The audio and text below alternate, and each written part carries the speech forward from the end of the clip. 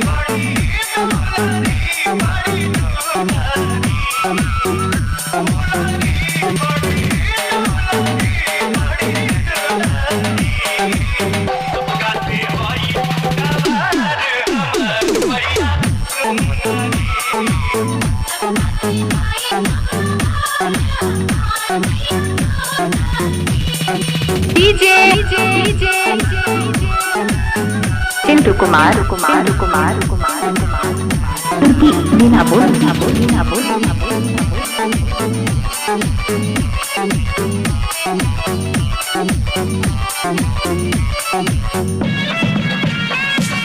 DJ Prince Prince Prince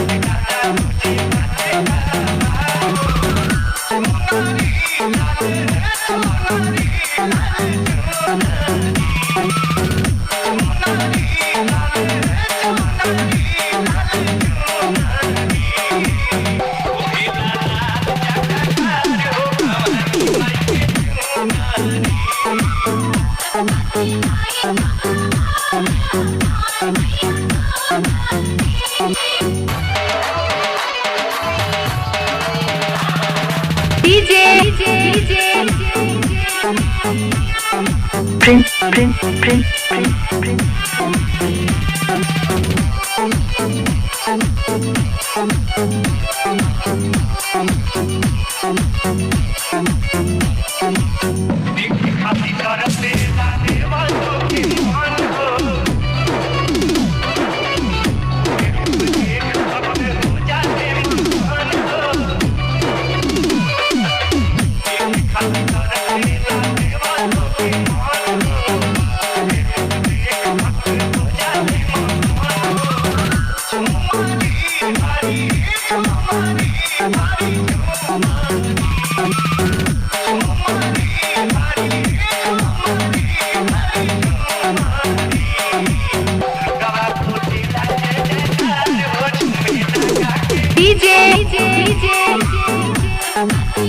Chintu Kumar Kumar Kumar Kumar Meena बोल मीना बोल मीना बोल मीना बोल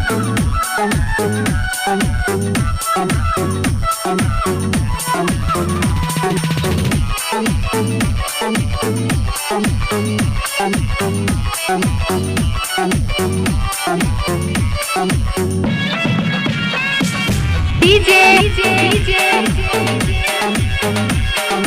प्रिंस प्रिंस प्रिंस प्रिंस